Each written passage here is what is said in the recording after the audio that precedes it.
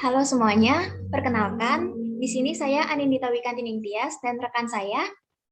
Chandra Wijaya. Kami akan menampilkan sebuah video diskusi mengenai benchmarking dua instansi. Nah, instansi apa sih yang kita pilih, Chan? Kita memilih dua instansi, yaitu satu instansi pemerintah dan satu instansi swasta. Instansi pemerintahnya itu ada DJP dan swastanya ada BCA. Kenapa DJP? Karena kita sama-sama dari DJP. Dan kenapa BCA? Karena BCA merupakan instansi swasta yang pernah meraih penghargaan bank terbaik sektor bank swasta Dewisa di ajang Bisnis Indonesia Award 2020. Nah, di sini kita akan melakukan perbandingan dengan melihat nilai-nilai yang aneka yang ada di dua instansi itu.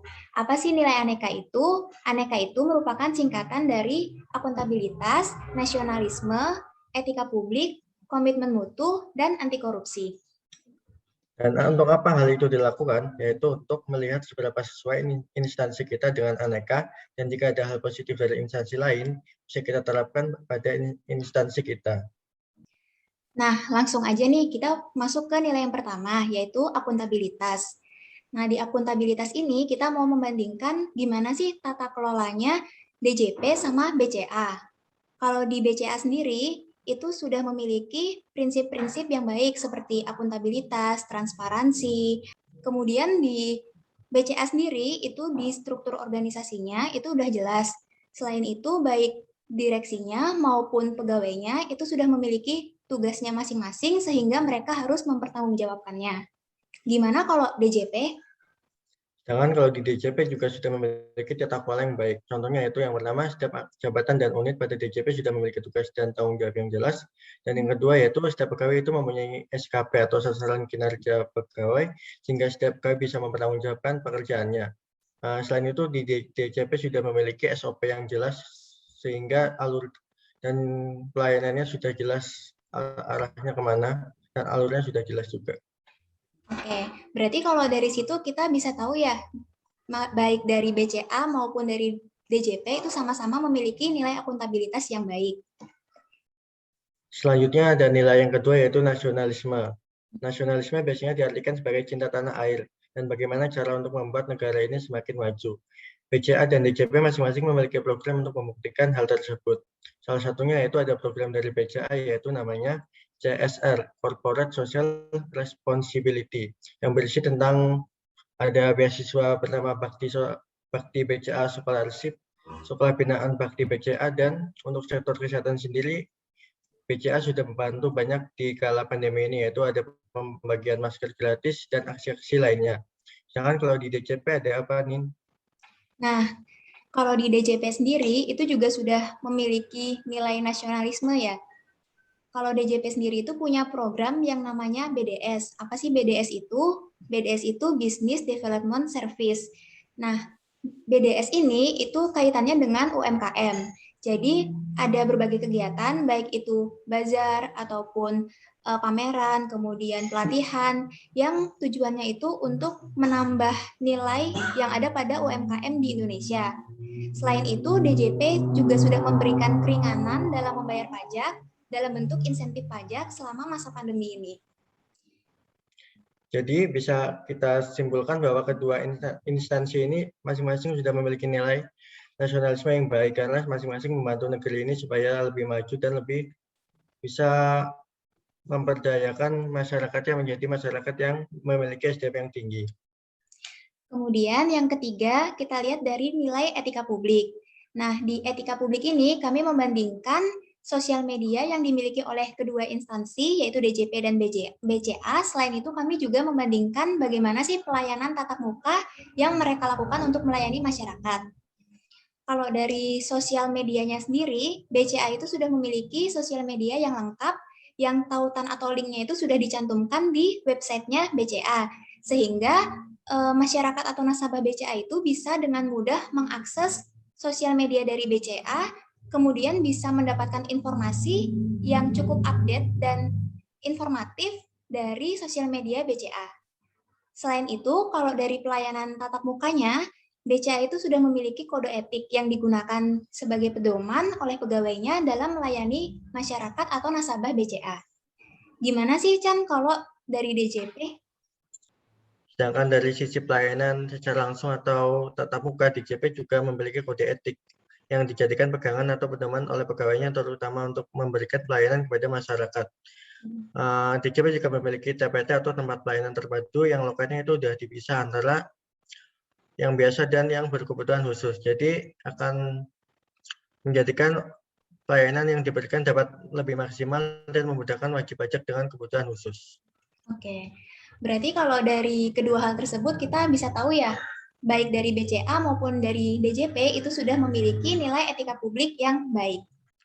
Selanjutnya yaitu ada poin komitmen mutu. Komitmen mutu merupakan janji atau komitmen dalam memberikan pelayanan dengan kualitas terbaik. Komitmen mutu ini ada 3 poin. Yang pertama ada aplikasi online, yang kedua penghargaan, dan yang ketiga itu lokasi. Untuk aplikasi online, MBCA memiliki aplikasi berupa MBCA Mobile yang memiliki fitur lengkap seperti M-Info, M-Transfer, M-Payment, M-Commerce, dan N-Admin, dan lain-lain. Oke, kalau dari DJP juga sudah memiliki layanan online yang cukup lengkap. Di antaranya ada DJP online untuk pelaporan SPT dan permintaan kode billing, kemudian ada e-faktur terkait PPN, ada e-bupot untuk pembuatan bukti potong, dan ada IREK untuk pembuatan NPWP. Namun sayangnya, web online ini masih sering mengalami kendala berupa error sehingga wajib pajak kesulitan untuk mengaksesnya. Selain itu, DJP sudah memiliki sistem inti perpajakan ya yang membantu pegawainya dalam bekerja seperti IREK intranet, kemudian Aportal, Sika, SIDJP. Namun sayangnya sistem-sistem ini belum terintegrasi. Selain itu juga sudah berusia cukup tua sehingga DJP sendiri itu akan memiliki program untuk pembaruan sistem administrasi perpajakan atau yang sering disebut dengan PESIAP. Poin yang kedua itu penghargaan.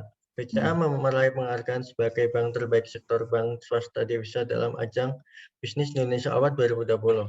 Tak hanya itu, BCA juga pernah memperoleh total 47 penghargaan pada ajang The Best Contract Center Indonesia 2020. Prestasi yang berhasil diukir oleh BCA yaitu antara lain meraih penghargaan Grand Champion, 20 Platinum, 15 Gold, 6 Silver, dan 5 Bronze. Nah, sama dengan BCA, DJP juga pernah nih memperoleh penghargaan yang bagus, yaitu Top 99 Inovasi Pelayanan Publik tahun 2019. Ini atas e-filing sama mobil pajak keliling di tahun 2019. Nah, untuk lokasi, BCA memiliki 139 kantor cabang utama, 873 kantor cabang pembantu, 244 kantor kas, dan 2 kantor perwakilan luar negeri. Hal ini membuat BCA dapat memberikan pelayanan maksimal kepada nasabahnya.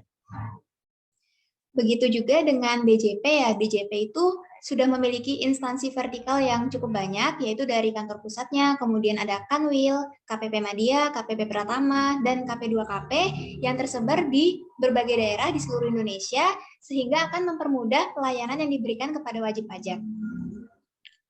Oleh karena itu, dapat kita simpulkan bahwa kedua instansi ini sebenarnya memiliki komitmen mutu yang sama-sama bagus. Tapi di DJP itu ada kekurangannya, yaitu ada aplikasi online yang sering error dan down sehingga mengganggu pelayanan perpajakan. Selain itu juga ada aplikasi intranet yang masih banyak, jadi belum satu pintu, sehingga menyusahkan pegawainya jika ingin mengurus atau mengerjakan tugasnya sebagai pegawai pajak. Selanjutnya, nilai yang terakhir yaitu anti korupsi. Nah, nilai anti korupsi ini sangat penting untuk diterapkan di kedua instansi ini, baik instansi pemerintah maupun instansi swasta. Kalau di BCA sendiri, itu walaupun instansi swasta, BCA sudah memiliki program anti korupsi yang sangat baik. Di antaranya itu yang pertama sudah memiliki surat keputusan direktur yang mengatur mengenai benturan kepentingan ataupun pedoman mengenai perilaku yang wajar.